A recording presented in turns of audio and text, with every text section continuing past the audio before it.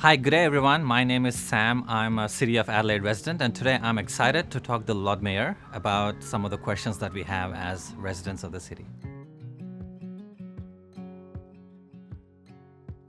One of my first questions that I had is regarding the homeless people in the city.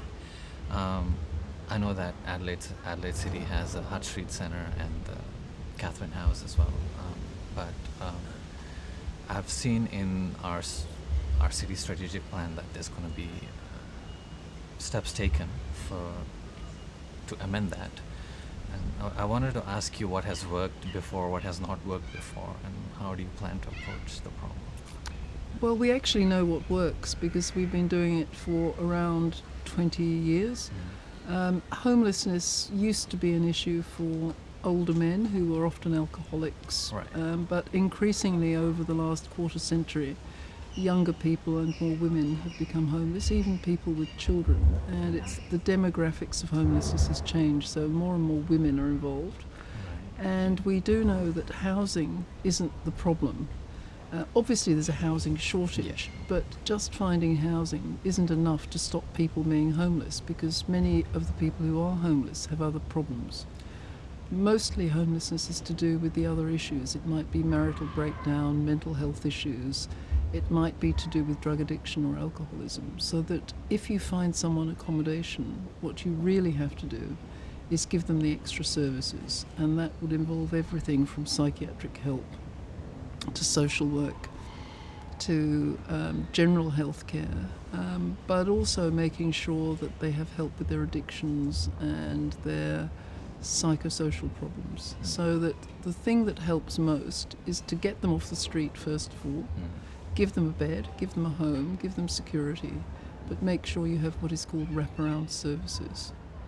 So the city has been running a strategy called Common Ground, and they've had a by name strategy, so that they audit the people who are homeless, rough sleepers, and actually give them all a name, not just a number, but a name. Right. And with that name comes the historical problems that they've addressed and faced, the problems in their lives, and what services they need. Then when they're put into an emergency housing situation, those extra services can be directed towards them. And we know that that works. It's worked all over the world. All right. The challenge really is to make sure you've got enough emergency housing. So the council has subsidised and supported 3 tower blocks for common ground type use, which is that emergency housing. But the challenge is then to move those people into other units so that you can then use those again. So we haven't quite got the flow into permanent housing right, but we do know the by name strategy works, and we do know that then you can direct services. And over the last, say, 8 years, we've managed to get many hundreds of people into accommodation. But it requires ongoing vigilance because, of course, currently we have massive housing stress that affects everybody, not just people who are at the poorest end, but all through the housing market. And inevitably, when there's housing stress, the people at the top will push down the people below them and push the people at the bottom off the housing market. So that's the challenge at the moment. Yeah. Oh, you've raised some really good points there. I didn't realize that Adelaide has been working in 8 years this strategy, and it's good to see that it has results. I suppose the challenge is to convince them that this is good for them as well. No, I think that the majority of people who are homeless want to be housed. Right. This isn't just a problem for local government, though. I was involved in this strategy when I was in state parliament. It's a state government and federal government issue, and that's why the majority of the money comes from them. They're responsible for the social services, the mental health, the drug addiction support, alcohol support, health support. But the council can provide support in finding sites for buildings. We can sponsor those sites. We can give it at reduced rates. When I say reduced rates, if now you look at our housing stock, normal housing pays, say, 100% of the residential rate, whereas if you're in community housing, in these projects that we're talking about, those places only pay 25% of the rates. So we have ongoing financial support to keep the prices down and to make them viable. Oh, that's really interesting. Thanks for your explanation. We'll talk a little bit more about the housing. I have a follow-up question on that because I see that the plan is to make 50,000 new residents added. Right now we have 25,000 people living in the city, and by around 2040, so we expect to be 50,000. We selected the year 2036 because it has resonance historically. 2036 is 200 years since European settlement. So it's our 200th anniversary of settlement. Right. So it's a line in the sand, if you like. 50,000 sounds enormous, but it's not. In 1950 we had 50,000. And we had a lot of people living in quite crowded cottages, so that little street cottages that we now would house 1 or 2 people were housing 6 or 8 people. And so 50,000 people lived in the city, most of them worked locally. And over the years, when I was last Lord Mayor, which was in the 1990s, we only had 14,000 people living in the city, a massive fall. And we set up a program of increasing residential population, and we've now got up to 26,000. We're still barely more than half of what it was 75 years ago. But on top of the way people live, one of the major demographic changes is the way people choose to live in smaller units, housing units. And in the 50s, there would have been 6 or 8 people to a house. Right. In the 1990s, there were 2.7 people per house. Now there are only 1.7.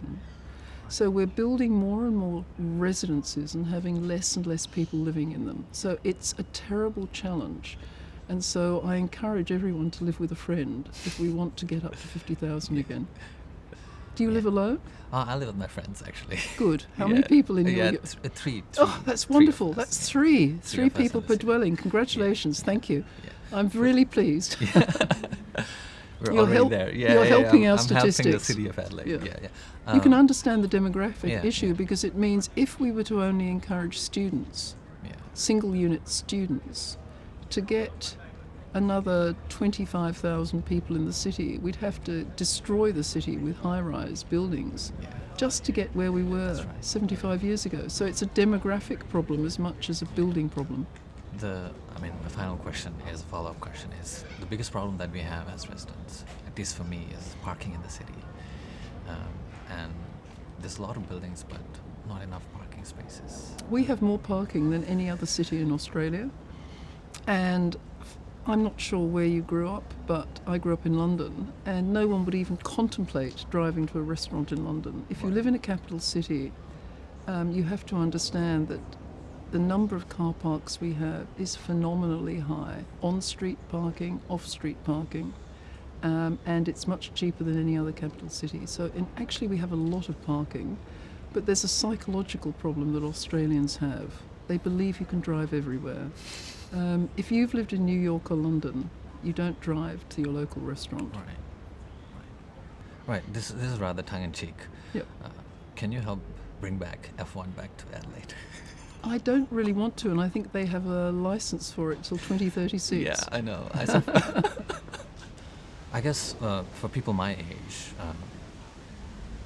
we do want to. I don't think many people would want to be involved in sort of the council and how it goes about. Do you think there is something that can be done to get our demographic more involved, more hands-on with the council and well, I think it's worth get involved? Worth thinking what's in it for you. And the council doesn't control everything that excites you, I understand that. But we do control a lot of things and put money into the things that a lot of young people use. For instance, we pay for the free bus. We put money into that. $1 million a year goes into the free bus. And that's a real asset for the community. I don't know if you ever use it, but I do. I love it. Yeah. We also pay for the libraries that many people use. And we also pay for the parklands. We put 20 to 30 million a year into maintaining our parklands, which young people use for sport and pleasures of all sorts, so that we control many of the things that young people like using, and therefore you should have a legitimate interest in what we do. Even if you're not always interested in the planning issues or the heritage or preserving the parklands, you are users of the parklands, users of the library, and users of our free bus. So I think you have a legitimate interest, and you should take an interest and vote. If you're a resident in the city, you have a vote, and you should use it. But make sure that you know who's going to do the things that you really need doing. Because sometimes at elections, I've noticed that everyone says, "Oh, I'm really keen to protect the parklands." Right. Or I'm really keen to support heritage, and that support is very shallow. So you have to pick who you're going to vote for and make sure the person who you vote for is going to keep your free bus. Yeah. Because you might not like it if they get rid of it. Oh, yeah. Yeah. Right. Thank you so much. Thank you. Right. Pleasure to meet you. Thank you. Bye-bye.